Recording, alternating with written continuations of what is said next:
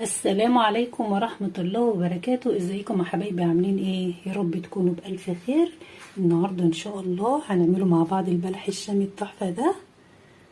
بصوا بقى ما شاء الله بقى تحفة جدا، كمان الطعم حكاية.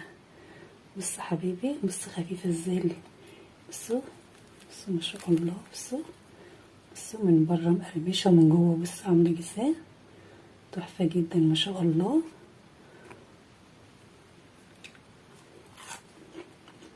مقرمشة وتحفة جدا ما شاء الله.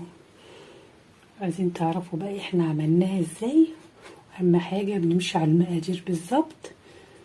يلا كده مع بعض نشوف احنا عملناها.